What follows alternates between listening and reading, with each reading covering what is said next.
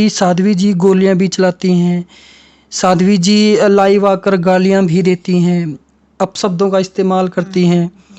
तो उनके जो वो मैटर है, वो जो लोग, आपने खुद को साध्वी घोषित कर रखा है ना, तो साध्वी क्या साध्वियाँ नहीं पहनती? आपको गाली देना क्या शोभा देता है? जरूरी नहीं कि उसका जवाब गालियां दे के ही दिया जाए। तो आप आगे से, हम हरियाणा में भी रहते हैं। नीडर हैं साध्वी जी, डरती नहीं है किसी से। अगर हाँ कोई आगे से बोलेगा, जवाब देगा, उल्टा बोलेगा, तो उल्टा बोलने की हिम्मत भी रखती हैं। ऐसा इनके शब्दों से झलक रहा है। सारे भाई है राहुल अत्री की तरफ राम राम। मेरा नाम है राहुल अत्री और आप देख रहे हैं यूट्यूब चैनल मिस्टर राहुल अत्री। तो आज मैं जिस शख्सियत के पास पहुंचा हूं, साध्वी देवा ठाकुर जी, जो ब्रास गांव से बिलोंग करती हैं। मेन मुद्दा क्या है, इन्होंने जो साध्वी की है वो परिभाषा ही चेंज कर दी है। तो मैं आज उसी मुद्दे पे बात करने के लिए आया हूँ। तो चलिए बातों को स्टार्ट करते हैं। तो सबसे पहले मैं मिस्टर राहुल अत्री चैनल के ऊपर देवा ठाकुर जी का अभिनंदन करता हूँ। तो सबसे पहले मैं राम राम। राम राम राहुल, धन्यवाद आपका और अति स्वागत है। Thank you. तो सबसे पहले साध्वी जी, मैं इसी बात पे आपसे बात करना चाहूँगा कि आपने जो है ना साध्वी की परिभाषा ही चेंज कर डाली है। लोगों के मन में क्या रहता है कि जो साध्वी होती है वो डेरे में बैठती है, या फिर लोग जो उसको देते हैं वही खाती पीती है, उसके अनुसार ही अपना जीवन यापन व्यतीत करती है। लेकिन आपका क्या है, आप अच्छी परिभाषा में रहती हैं, अच्छा खान पान करती हैं, अच्छे आपकी वेशभूषा रहती है और अच्छे आप विला में रहती हैं। तो उसके प्रति जो लोगों की सोच है उसके बारे में आप क्या कहना चाहोगे? मतलब कैसे रहना चाहिए, मतलब साध्वी को कैसे रहना चाहिए? देखो, जो मैं देखता आया हूँ और हमारे बड़े बूढ़े देखते हैं, साध्वी क्या कहते हैं, चोला ले लिया एक तरीका का, तो साधु बन गया, साध्वी बन गई।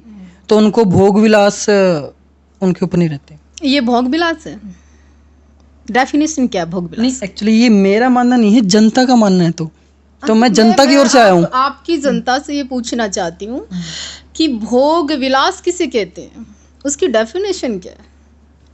देखो, एक्चुअली मैं तो डेफिनेशन जानता नहीं हूँ भोग विलास की, कि कहते हैं कि जो अपना जीवन आनंद से व्यतीत कर रहे हैं उनको भोग विलास बोलते हैं, कि मतलब पूरा अपने जीवन का जो आनंद ले रहे हैं। आप तो एक तरीके से आनंद ले रहे हो अपने जीवन का। कैसे आनंद? तो साध्वी कैसे हुई? कैसे आनंद ले रहे हैं बताइए आप। जो मैंने क्या आपको दिखाई दे रहा है आनंद में? क्या जो मैंने आनंद की डेफिनेशन बताइए ना। देखो, एक्चुअली क्या है, आप जनता ने सवाल पूछे, आप जनता को जवाब दे रहे हैं, मैं कुछ नहीं हूँ। देखिए, जो राहुल अत्री हमसे पूछना चाहते हैं कि भोग विलास, आनंद में रह रहे हैं, ये सब चीजें बड़ी पुरानी बातें हो चुकी हैं, इनमें कुछ नहीं रखा। मैं जो आज बात आपसे राहुल करना चाहती हूँ, एक स्तर चेंज करिए।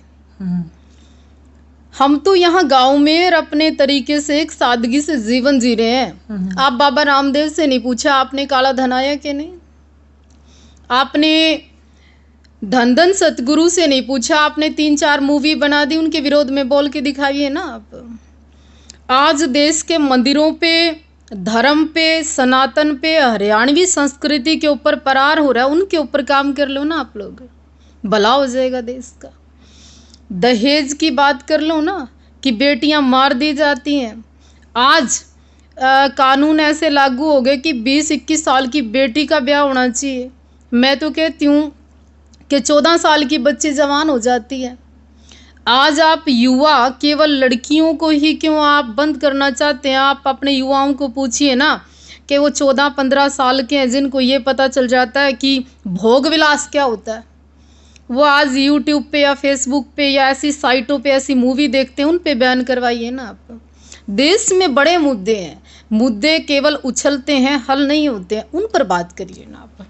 काफ़ी अच्छे और शुद्ध विचार लगते हैं साध्वी देवा ठाकुर जी के, क्योंकि ये जिसके ऊपर काम कर रही हैं, या जैसे इन्होंने विचार अभी व्यक्त किए अपने, कि देश का युवा कहाँ जा रहा है। तो अभी क्वेश्चनों को आगे बढ़ाते हैं अपने। साध्वी जी, आपने अपना जीवन का जो सफ़र है, साध्वी जी का जो सफ़र है, वो कैसे तय किया? मतलब कहाँ से तय किया, वो किस एज से तय किया? राहुल, मैं 9-10 साल की थी, तब से मेरी बड़ी आस्था है और बचपन से मैं साध्वी हूँ। और मैं ऐसा भी कहना चाहती हूँ कि साधु या साध्वी या किसी फिल्म के कोई एक्टर थोड़ी ना हम लोग। के बना दिए, लिख के दे दिया आपको वैसे वैसे करना है। ये जीवन है और जीवन अनुभव से होता है। हमारा अपना अनुभव है, 20 वर्षों का अपना अनुभव है और उस अनुभव के तहत हम लोग काम करते हैं। अच्छा बुरा ठीक गलत नज़दीक दूर पराया, आप तो बड़ा कुछ सीख गए। अब वो भोले वाले साध्वी देवा ठाकुर नहीं है कि आपकी समाज की या ठीक गलत की सोच नहीं समझ सकते। IQ जो होता है ना, IQ वो अपने अपने ऊपर डिपेंड करता है कि आपका कितना फास्ट है, मेरा कितना फास्ट है। और कमियां नहीं, आप खूबियां देखना सीखिए। जिस दिन समाज आपके अंदर खूबियां देखना शुरू कर देगा ना, उस दिन आपके अपने मन की और मानसिक रूप से आपकी डेवलपमेंट होगी। और जिस दिन आपकी डेवलपमेंट होगी उस दिन विकसित होगा ये भारत। भारत विकसित होगा तो प्रदेश उसके अंदर आता है। आपके पहनावे या फिर आपकी जो वेशभूषा लग रही है, क्या आप भी चाहते हैं कि हर साधु या साध्वी ऐसी रहे? कैसे रहे? मैंने कोई जींस टॉप या कोई कुछ पहना नहीं हुआ। वाइट कपड़ा सादगी का प्रतीक होता है और वाइट कपड़ा मैंने पहना। एक्चुअली मेरा पूरा मतलब वेशभूषा से नहीं था, मेरा पूरा मतलब आपके जो रहन सहने का तरीका है, अच्छा खाना, अच्छा पीना, अच्छा गहने पहनना, आभूषण पहनना, वो चीज़ के बारे में। देखिए, जो भी मीडिया कर्मी आता है या अपने कहीं सिर्फ और सिर्फ अपने व्यू बढ़ाने के लिए ऐसे शब्दों का प्रयोग करना। आम महिलाएं क्या गहने नहीं पहनती? आम महिलाएं क्या वस्त्र नहीं पहनती?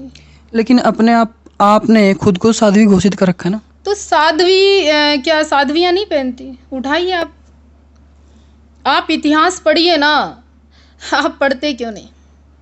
आप लोग जानते क्यों नहीं? आप श्री राम के समय से लेके अब तक उठा लो, उनके कपड़े देख लो, उनकी वेशभूषा देख लो और कहते हैं हम तो उस कुल से हैं, रघु कुल रीत सदा चली आई, प्राण जाए पर वचन नहीं जाए। हम उसी परंपरा के लोग हैं, उसी कुल के लोग हैं, उसी मर्यादा पुरुषोत्तम श्री राम के वंशज हैं। हम क्षत्रिय हैं, हम राजपूत भी हैं, हम ठाकुर भी हैं। आप जातिवाद को मानते हो? नहीं मानती हूँ मैं। तो मैंने आपके पहले काफ़ी इंटरव्यू देखे हैं, तो उसमें आप अपनी ठाकुर को ना बहुत महत्व देते हो हर बार में, तो उसमें क्या फिर? मैं महत्व आज भी अभी भी बोल के हटी हूँ कि रघु कुल रीत सदा चली आई, प्राण जाए पर वचन नहीं जाए। हाँ, जिस जाति में पैदा हुआ उस पे गर्व करिए ना, जिस गोत्र में पैदा हुआ उसको फक्र करिए ना। हमें जो परंपरा से मिला, हमें जो बाई ब्लड मिला, बाई बर्थ मिला, उसका सम्मान करिए ना। पर क्षत्रिय कभी दूसरे का भी अपमान नहीं करता, मैंने कभी नहीं किया। काफ़ी अच्छी सोच है। तो और मैं ये जानना चाहूँगा, आप अभी साध्वी हो, मंदिर में रहते हो, तो क्या आपके जो पेरेंट्स हैं, भाई बहन हैं, ताऊ चाचा जी से, उनसे आपकी मुलाकात होती रहती है या सारा कुछ? मेरे को पूरा गांव, मेरा पूरा समाज, 36 बिरादरी, सभी धर्म, हिंदू मुस्लिम सिख ईसाई, देश से और विदेश से और भारत के कोने कोने से, गांव के कोने कोने से लोग मुझसे मिलने आते हैं और बहुत प्रेम करते हैं और मैं उनसे भी ज़्यादा प्रेम करती हूँ। अच्छा है।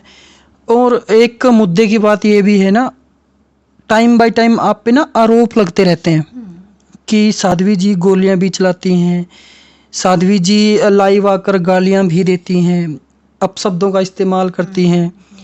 तो उनके जो वो मैटर है, वो जो लोगों की सोच है, तो उसके बारे में आप क्या कहना चाहोगे? कोई भी चीज़ पैदा होती है ना राहुल, वो ख़त्म होती है। कोई चीज़ शुरू हुई उसका अंत भी होता है। आपको जवाब हमने कब दिया? जब आपने क्वेश्चन किया, जब हमसे सवाल किया। आप सवाल करोगे तो मेरा जवाब देना बनता है। इसी तरह कोई आपने आप बोला तो मैंने आगे से बोला राहुल सी।